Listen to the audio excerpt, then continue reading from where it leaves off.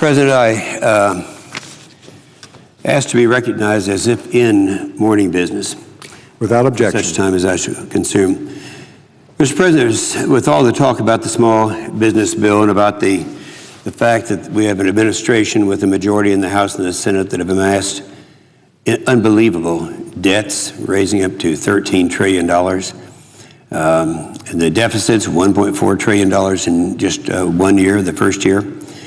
People have kind of forgotten about other things that are going on, but I am very much concerned, being the second ranking member of the Senate Armed Services Committee. I am concerned about the National Defense Authorization Bill, the Defense Authorization Bill, which we have passed every year since all the years that I have been here. Generally speaking, it's one that we can bring out on the floor. We can offer amendments. Members offer amendments on the floor. Normally it takes 2, 3, sometimes 4 weeks and longer to pass it. But certainly, and particularly during times of war, it's the most important piece of legislation that we have. And I don't know what the majority is going to do. I just keep hearing rumors that they may very well not be wanting to bring it up, or bring it up by filling it up, a little technical term, filling up the tree, so that Republicans would not be able to have amendments on the bill. Well, this is very much of a concern of mine. I think that it puts them in a position where they can say, "Oh, Republicans certainly they're going to vote for the Defense Authorization Bill. In times of war, we have to do it." Well, we do, but there's a limit as to what they can do to put in there that are purely just right down party lines. The issue in here, there are a couple of issues that I want to talk about in the Defense Authorization Bill that ended up being right down party lines. One is the issue of don't ask, don't tell. But before doing that, I would like to suggest that in May, the final month, or the final meeting that we had of the Senate Armed Services Committee, we passed this out, and 2 amendments were added on the very last day by the Democrats, and it was passed virtually all Democrat, right down party lines. One was opening up our military hospitals for abortions, and that's something that we need to talk about. But the other one was one that we need to talk about more right now, because this is the issue that so many people are not aware of, and that is the repeal of Don't Ask, Don't Tell. I remember, Mr. President, back in 1994, I was in the House running for the Senate. One of the 3 issues that were very prominent in that race that I won was the gays in the military. At that time, there is some effort saying, well, we want to acknowledge gays in the military so they can be open in their practices and all of that. Well, a compromise was reached that I didn't think at the time was all that good of an idea, but that was 1994. And 1993, I guess, the latter part of 1993. And it has worked for, what, 17 years. And it was called Don't Ask, Don't Tell. And that is, if someone wants to serve who is a gay person, a man or a woman, in the military, that person can do it if that person is not out and open. And the whole idea of this thing was so that they could not use the military as a forum to advance very liberal causes. Now, I'm a veteran. You know, I can remember going through when I was there in the United States Army. And anyone who's a veteran knows the problems that would be associated with the practice of having a repealing Don't Ask, Don't Tell, so that people are openly gay in the military. You're going to have all kinds of billeting problems and other problems. So I think that when the discussion came up that we were considering doing this, the Secretary of the Defense, Secretary Gates, did the right thing in February 2nd of 2010. He said, let's go ahead and have a study. Let's have an independent study as to how unit cohesion and readiness would be impacted if you repealed the Don't Ask, Don't Tell. Now, in addition to the study, this is also going to conduct a survey of military members, people who are out there, and saying that, well, you know, what is your feeling? You're out there in the fields, and in many cases out in the foxholes. What's your feeling about having open gays in the military? And so they are all getting ready to respond to this when a surprise took place when the Democrats, almost straight down party lines, came out and said, well, we're going to go ahead and repeal it anyway. Now, they worded it in such a way that we'll repeal it, but of course that won't take place till after the study is complete. The study was to be completed in December of this year. It was going to be a 12-month study. And all of the members of the military were going to participate in that. And I can remember as recently as the 28th of April, Secretary Gates and the chairman of the Joint Chiefs of Staff, Admiral Mullen, said, and this is a joint statement, quote, "We believe in the strongest possible terms that the department must, prior to any legislative action, be allowed the opportunity to conduct a thorough, objective, and systematic assessment of the impact of such a policy change." Well, that was, I was all for that. They were right along with all the rest of the chiefs of the military and of all the troops in the field.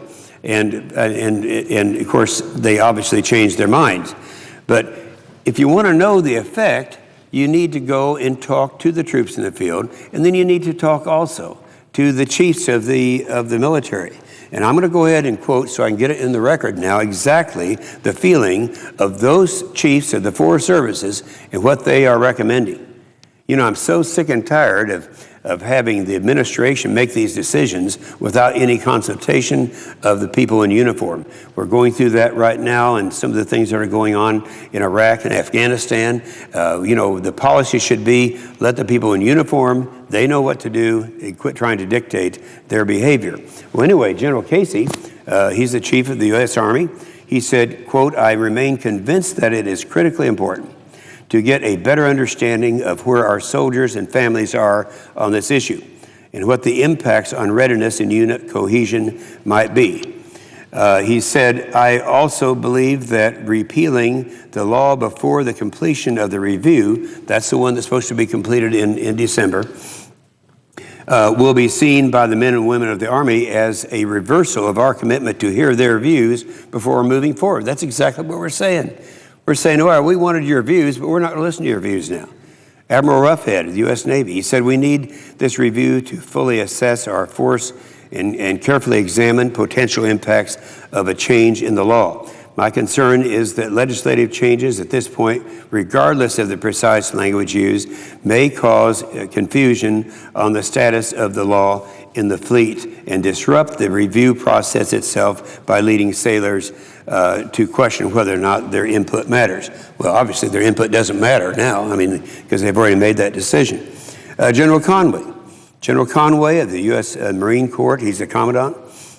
He said, "I encourage Congress to let the process the Secretary of Defense created to run its course. Collectively, we must make logical and pragmatic decisions about the long-term policies of our armed forces, which so effectively defend this great nation." General Schwartz, the U.S. Air Force, he said, "I believe it's important, a matter of keeping faith with those currently serving in the armed forces, that the Secretary of Defense commissioned review be completed before there is any legislation to repeal Don't Ask, Don't Tell. Such action allows me to provide the best military advice to the President, and it sends an important signal to our airmen and their families that their opinions matter. To do otherwise, in my view, would be presumptive and would reflect an intent to act before all relevant factors are assessed." Well, I agree with all that. And these are the guys in the field. They're the ones who are making this decision. And yet, on the 27th of May,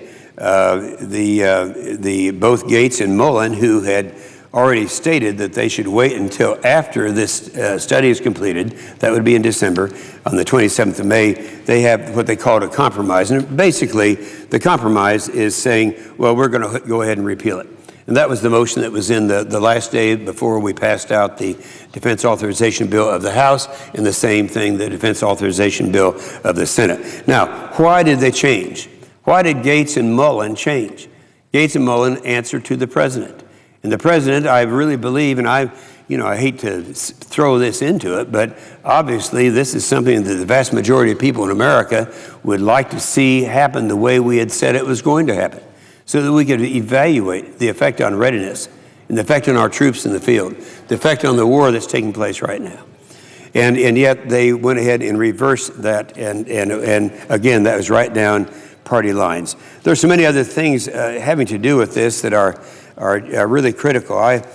Obviously, current chaplains are not able to be heard, but we have a letter from 41 of the retired chaplains stated that, quote, normalizing homosexual behavior in the armed forces will pose a significant threat to chaplains and service members' religious liberties.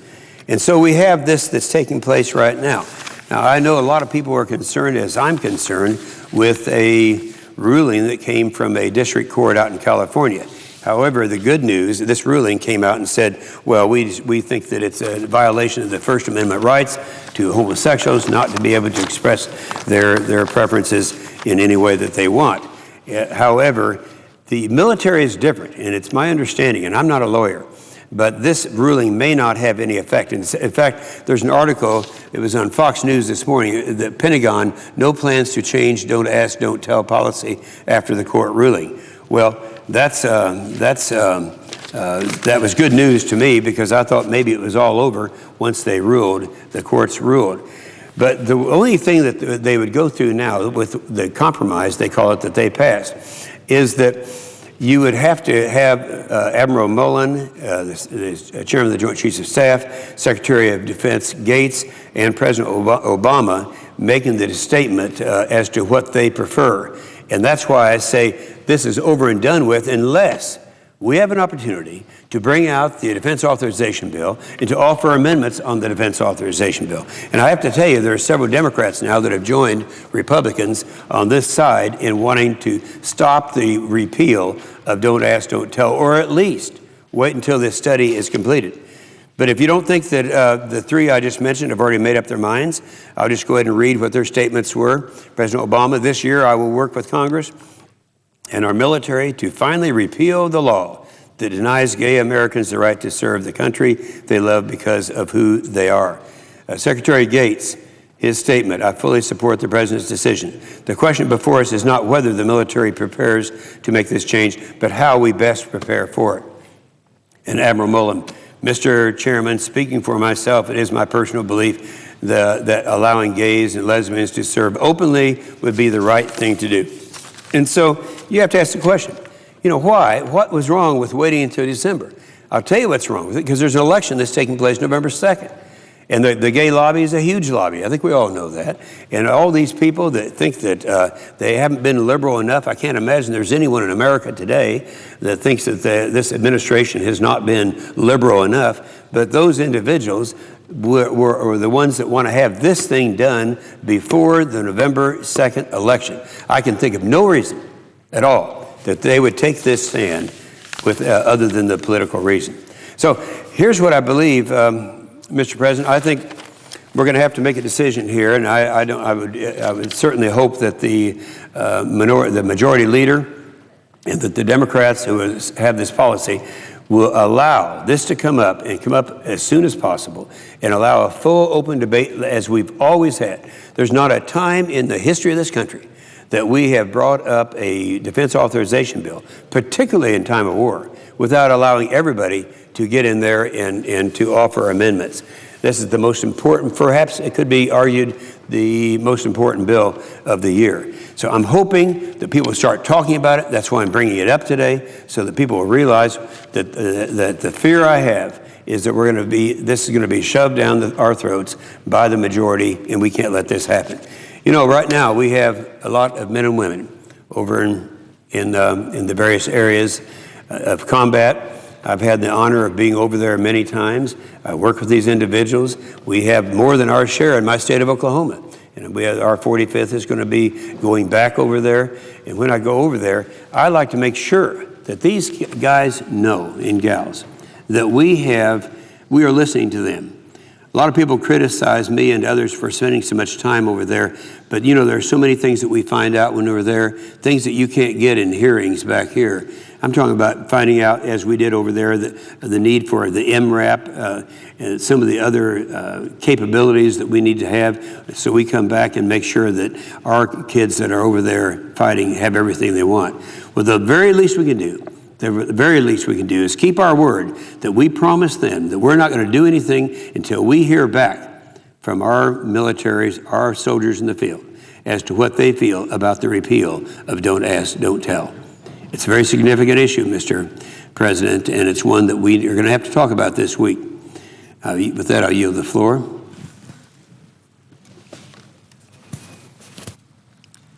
Mr. President. Senator from Illinois.